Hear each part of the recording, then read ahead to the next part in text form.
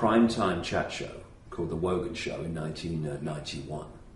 And in 15, 16 minutes, became instantly the most ridiculed man possibly in British bloody history. I couldn't go anywhere without being laughed at. I couldn't go to a bar or anything like that. They'd just uproar. A comedian just had to say my name, no joke necessary, to get a laugh. And it was just, immediately, I'd stepped into a completely different world, because before that I was a respected television presenter and all that stuff. And my family, to their credit, clearly did not understand anything that was going on.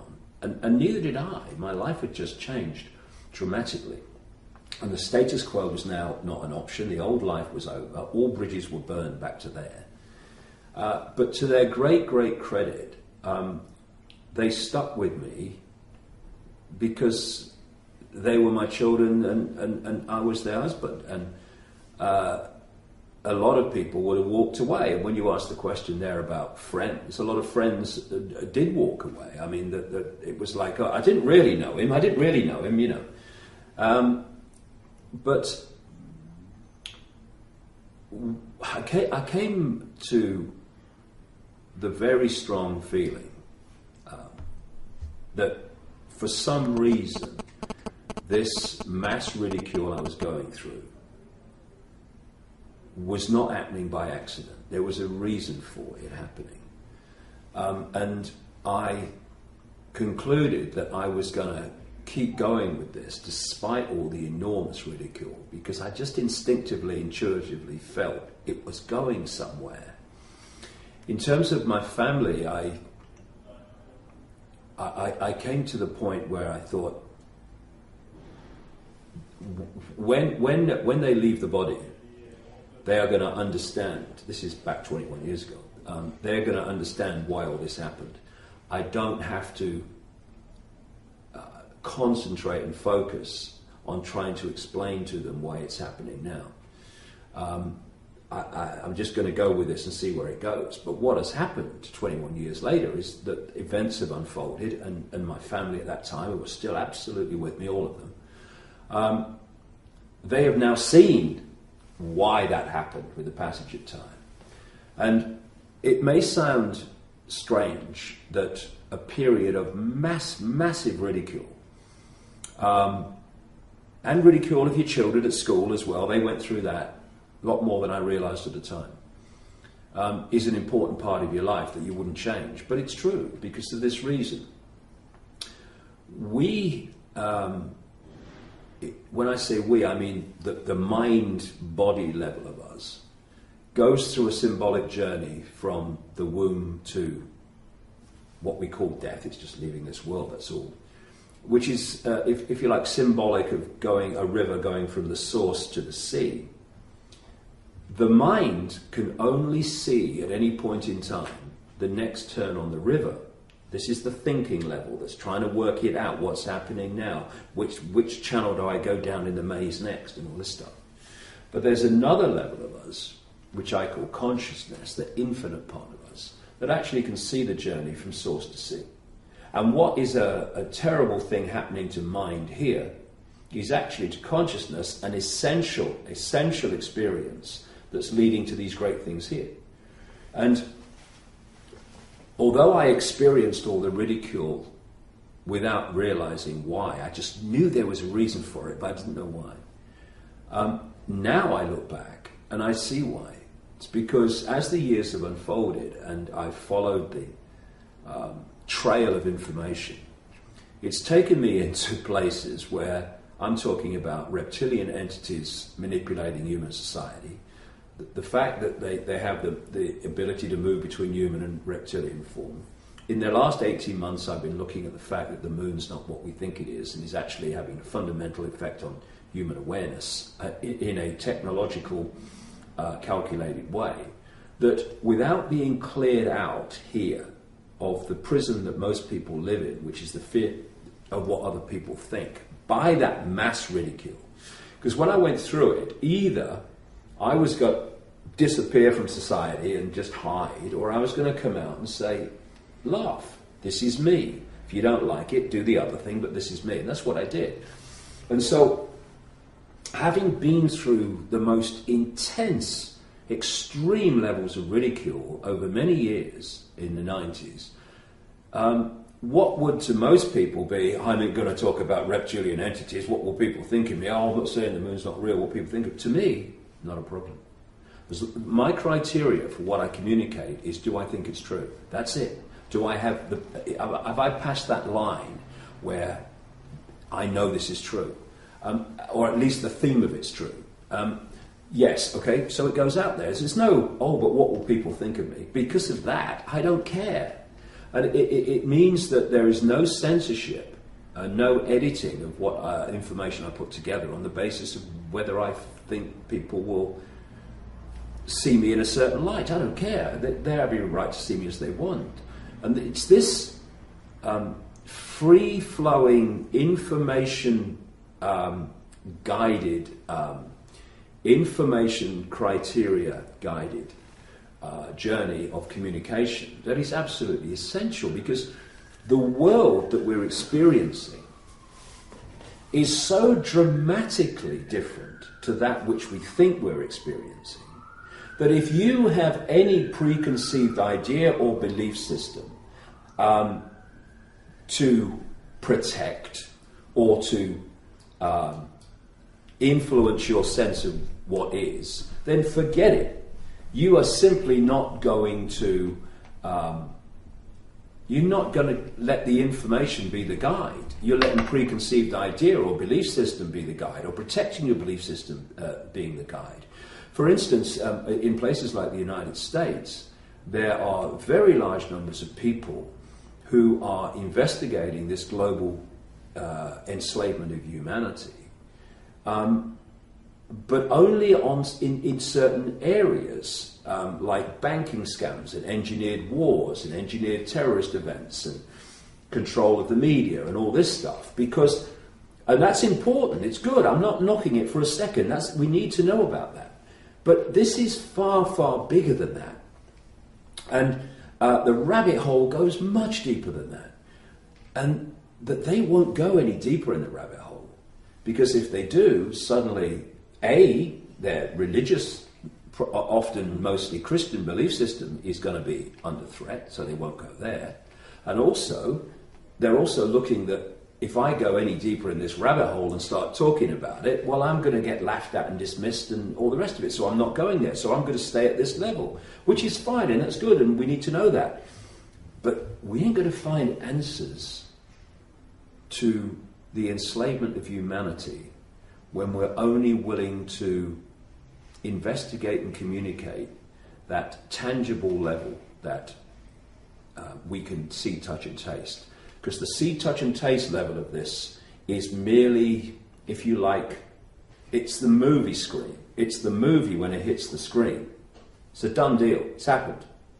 We've got to start investigating where this projection is coming from that's manifesting as this global conspiracy, because it's much, much deeper than just men in dark suits sitting around a table discussing their next move, which is basically the level that these people investigate on. So that ridicule period for me was absolutely crucial. What I would say to people, for what has followed, who have kind of trepidation of speaking their truth, is, okay, so people laugh at you. Yeah. Why do they laugh at you? Because they don't respect my right to have a different view from them. Absolutely. So why are you worried what people like that think of you? What's it matter? And the other thing is that, as I know this from long experience, they'll be thinking something else tomorrow. And so many people now are coming to my information because of what I've said before that is now playing out in the daily world. Now, if I had have let the fear of ridicule shut me up all those years ago, I'd have never have written those books. I'd have never have said those things. And then people would not be able to say now, hey, hold on a second, did that bloke say this was going to happen? And there's a thing a phrase I say to people a lot is that you can't unhear something. So when you speak your truth and people go, load of rubbish, you're mad, but they can't unhear what you have said. And if what you have said has any validity, it will eventually be shown to be so by things playing out as you said they will. This is what has happened to me. But unless you speak your truth and accept that, people are going to dismiss it and ridicule it, though not so much now because it's playing out in the television news, then they're going to have nothing to hear that they can't later not unhear, and therefore see that the two go together, and what was said is actually what's happening, so I have to look at this a bit more seriously now. It's so important that we speak our truth, and if our family don't like it, well, hold on a second. Why do you have a problem with my speaking my truth, even though it's different to yours? I mean, why don't you respect my right to be what I am? Same with other people. And, we think all the time that when we say something about someone, we are making a statement about them. But all the time when we're making statements about others, we're actually making a massive statement about ourselves and our own state of being that makes us make that statement about someone else. And so those people that just laugh and ridicule and don't respect someone else's right to be different, well, they're just making a statement about themselves, not the person that they're targeting. It's very important that we don't concede to the fear of what other people think of us, because if we do, and the vast majority of people in the world do, we are no longer from that moment on living our own lives. We're not living our own truth. We're not living our own genuineness. We're living someone else's version of what we should be. Now, if you want to be that, that's fair enough. I respect that. It's your choice. Just don't tell me how I'm going to live my life and what I'm going to think and what I'm going to say. Because you cross my line when you do that.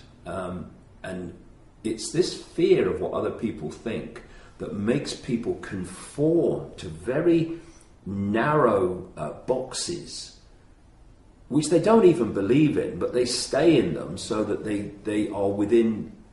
they are accepted by people around them. If people around me can't accept me because I'm different, well, I don't want them around me. Thank you very much. Bye. When we talk about the world, or we talk about other people, something outside ourselves, we actually make a statement about ourselves. Right. Could you explain this a little? Well, if I'm saying that I'm going to ridicule someone because they're saying something different to me, what I'm saying about myself is I have no respect for anyone else's view other than myself. I feel that, therefore, for me to dismiss this person without any research whatsoever, 99.999% of the time, I'm saying that I know what is right and what is not right about the world, and you don't. And of course, understanding the world is an ongoing process. And what it demands for that process to be ongoing is a constantly open mind that can look at all possibility and make judgments based on the information and the intuitive feeling about that, rather than preconceived idea and belief, which is editing reality all the time in a very limited way. Socrates in ancient Greece is supposed to have said, wisdom is knowing how little we know. When we operate from that point of view, our minds are constantly open. It does not mean we believe everything we hear, of course not. But it means we're open to all possibility. Once you start to think that you know what there is to know, to the point where you can ridicule anybody's other view being different, you have already closed your mind to all possibility and locked it around a tiny possibility. It might be a religion, it might be a scientific belief, it might be whatever. So we are making statements about ourselves all the time about what we do.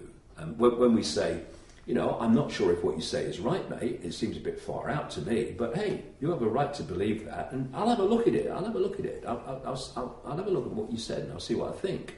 Then you're saying, I respect your right to have your view, I respect your right to be different. So the statements are every time we open our mouth, we're making a statement about ourselves. The other thing I would like to talk about, is a little about this fear versus love. I did a bicycle trip from the north of Jutland till India. To India? To India. No wonder you look so bloody fit. It took me 1 year and 1 month. And the main thing I realized during this trip and my 7 months of stay down there was that, and you talk about this as well, but I realized it from my own experience, and this makes a difference, I think, that people, I would say up till 95% of the people I know from my history and my life, they act because of fear. Yes. They are motivated because of they lose something, or that they don't get something, or that the ridicule is another example. And it goes on. And the question I wrote down here, or the thing I wrote down here was, can you explain how the symptoms of our media, politics, education acts out in our daily life with this? Well, you've hit on the key point, really, in many ways. There is a reason why, through the media, politics and that which controls politics, which people don't see, and in all these different institutions, it's why they're always feeding people reasons to fear, reasons to feel insecure, reasons to worry, reasons to feel anxiety, to be ill at ease. There are many, many reasons for it, some of them very deep in the rabbit hole. But one of the key reasons is that people who are in fear of something overwhelmingly look outside of themselves for something or someone to protect them from what they've been manipulated to fear. What tends to happen when people are in fear is they give their power away. When people are in fear of illness, they give their power to the doctor. They're in fear of the law, they give their power to a lawyer. They're in fear of whatever, they'll give their power away to whoever they can protect them. And of course, what any control system run by the relatively few, the very few compared with the target population, whenever the few want to control the many, they have to do a number of things. Divide and rule the many, set the many at war with each other, but also they have to get the many to give their power to them. Because humans are controlled by a power structure that is powered by the energy, the power humans give away all the time. So we give our power away to politicians, we give it to doctors, we give it to scientists, we give it to journalists, the power to tell us what to believe and all this stuff. Fear is also a very dense, low vibrational, energetic state. And the more dense you become, it's like when people are in fear and anxiety, they say, oh, God, I feel so heavy today. That's the density of the energy. And that disconnects you from a powerful connection to higher vibrational levels of energy, where insight and creativity and awareness and intuitive knowing come from. Puts you in a bubble of dense energy. So when you're a control system and you want to control people individually and collectively, then keeping them in fear, energetically and in terms of giving their power away to people, the authorities, is absolutely essential. So, for instance, when you get people in fear of terrorism, then you give your power away to the authorities to take your basic freedoms away, to protect your freedoms from being taken away. They take your freedoms away. You give your power away to have more and more surveillance, more and more control of your life, more and more of the fine detail of your life being dictated by the state. You give your power away to support wars you say are necessary to fight terrorism, which are actually being carried out by the people fighting the wars. And it becomes a cycle of fear, give your power away. Fear, give your power away. And in the end, the person is given so much power away, they're just a robot, just a computer terminal on the state's internet, if you like.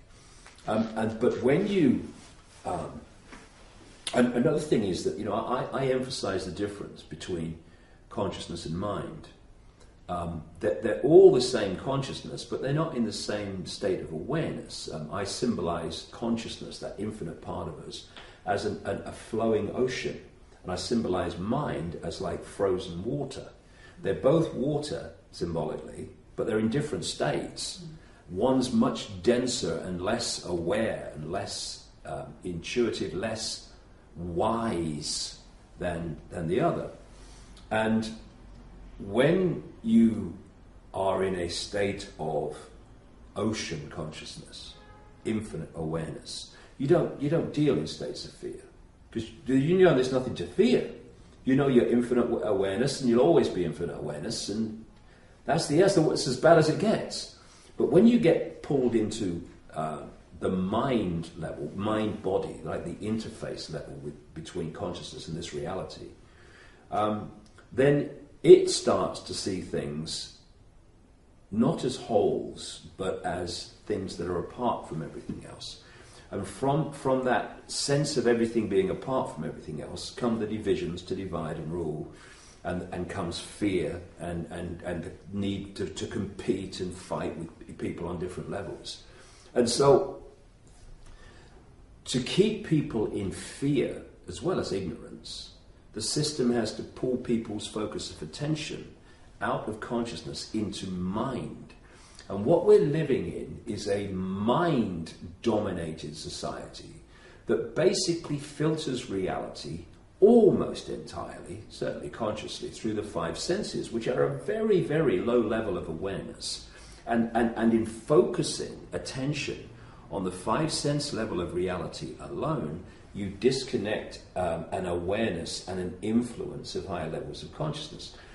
And when you expand your mind, when you open your mind, when you break open that block of ice, and it starts to flow and let consciousness in, then you go to levels of awareness where fear no longer dominates, no longer impacts itself. So you stop giving your power away. You stop.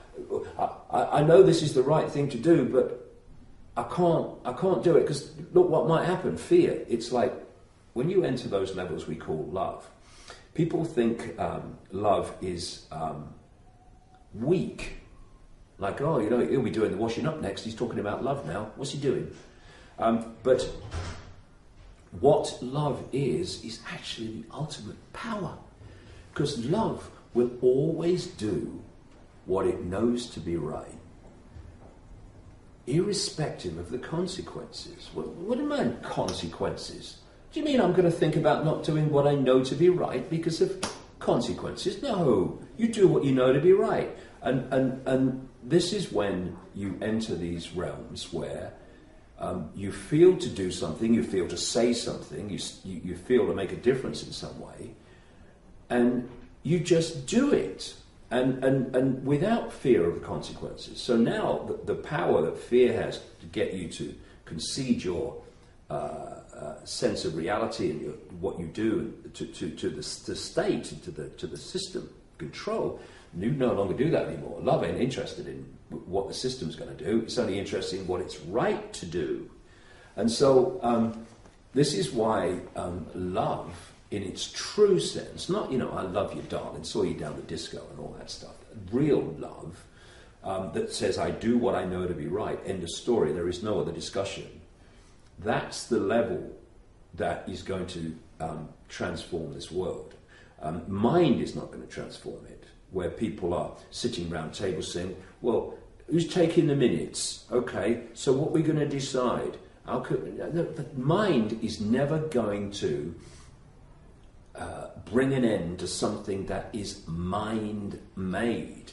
Consciousness is going to do that. And when you move into the realms of consciousness and out of mind, that's when you move out of the realms of fear and division and fault lines engineered to divide and rule us, and into both the true sense of love and also the understanding that actually what appears to mind to be loads of things apart from everything else, from this level, everything's one. Everything's just the same consciousness having a different experience called a different name.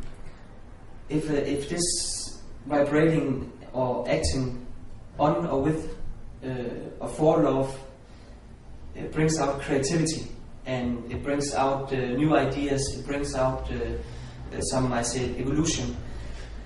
Why did my teacher never talk about this in school? Why did my parents never talk about these things? Why is it not something that is a part of my educational life? I mean, I'm 24 now, and I went to school for almost 16, 18 years. I mean, whole life almost. Well, that's a very interesting question, because that's the question I asked 21 years ago. When I had my own amazing experiences, and I realized clearly that there was a whole new explanation for reality that wasn't the religious story and in all their forms, and certainly wasn't the mainstream scientific story. An explanation that made sense of the world that these two don't make sense of at all. I asked that question: why the heck haven't I come across this before? And as I've obviously gone through the years experiencing and researching how the system works, the answer to the question became very clear, because the whole system of institutions in every country is designed not to enlighten people, not to tap into their true potential, but to turn them into software programs that have a perception of self and the world that is narrow enough for them not to see what's happening, but wide enough for them to have the intelligence to serve the system in various ways. They want us to be intelligent enough to serve the system of control, but not intelligent enough to realize it is a system of control. So, if we think about it, you're sitting around a table and you're saying, you're manipulators, and you're saying, how can we get children at the earliest possible age and have control of what they're told is reality through like 5 days a week at least, from when they're little kids right through to their teenage years, so that we'll turn out adults overwhelmingly that see themselves and the world in the way that suits our control system. And someone might say, well, I don't know whether they'll accept this, but I'll tell you the best way. What if we set up a system, I don't know, let's call them schools and universities, and what we'll do is we'll take the kids away from their families as early as we can. It's right, 4 or 5 would be perfect. And then we will program them through a system of so-called education until, they're closing in on their 20s. And we will then, not in all cases, but in a vast majority of cases, we will get the software program at the end of that process that we set out to get. And then you ask the question about parents. Well, parents, of course, have been through the same system I've just described. So therefore, through no malevolence, they think they're telling their children what is right and wrong and how things are. Where I strongly would challenge these people, people called parents, is where they believe that because they have, say, a religious belief system or any kind of belief system, by definition they have the right to impose that upon their children, often with great pressure, because that is an arrogance beyond belief. You brought this expression of infinite awareness into an experience in this reality, okay, thank you very much, but it's his experience, it's her experience, it's not yours. Oh, your mother wants you to work in a bank. Well, let me mother go and work in a bloody bank. And I'm not working in a bank, I'm going on a bike ride to India. Oh, where you go? Okay. I'm not asking you to go a bike ride to India, but just don't tell me to go and work in a bank. And this is where we have to, from the very earliest ages, is stand our ground, stand our uniqueness, and say, this is my uniqueness. I'm not asking it to be yours, but don't tell me that I'm going to live my life according to your blueprint. I'm not. again, you know, you find this peer pressure in schools. At the earliest ages, it's like a genetic software program reaction, where even little children will target the one who's different, and I've experienced it, and it's almost like it's in the genetics, it's in the software, but consciousness can overwhelm it. And what we are seeing now, there's no doubt about it. As I travel now, I've been to 55 countries so far. There is a dramatic awakening of people to another version of self. Not the whole massive expansion, but it's teasing out in ways that 21 years ago, when I started on this journey, you wouldn't believe would ever have happened. Because I talk to a lot of people now, or I talk around the world. I couldn't fill a phone booth for a long time with this information. So there is an awakening going on. There's no doubt about it. But it's so important that no matter how young we are, or whatever our age is, or whatever, that we stand our ground. And by that I mean we stand our truth. And the more people that do that, the more we'll realise how many actually are very sympathetic to this perception of reality, but have never dared say so before because they fear what other people think. I'll tell you a quick story. In the early days, when I wrote a book called Truth Vibrations, the first one I ever wrote about anything after I started to wake up, no one really wanted to know bookshops and stuff, because this was written by this man who's now been ridiculed. But I went to a bookshop in Oxford where the manager was very sympathetic, and he said to me, he said, I've just had a kind of a straw poll going around the staff. He says, and I reckon about 80% of the people who work, big bookshop, I reckon 80% of the people in that work at this bookshop actually have sympathy with your view of how things are. He said, but none of them knew that 80% of them thought the same, because they were frightened of saying that this is what they believed in, because they feared the reaction of others. And as a result of that, this was locked into them. And if only some people had spoken their truth, then somebody, actually I agree with that. I thank God someone else is saying it. This is why it's so important. We do not concede to fear of what other people think. We do not concede to fear of what they will say about us or whatever. It doesn't matter, because they'll think something else tomorrow. People who now, to their credit, accept that years ago they ridiculed me and laughed at me. They're now reading my books.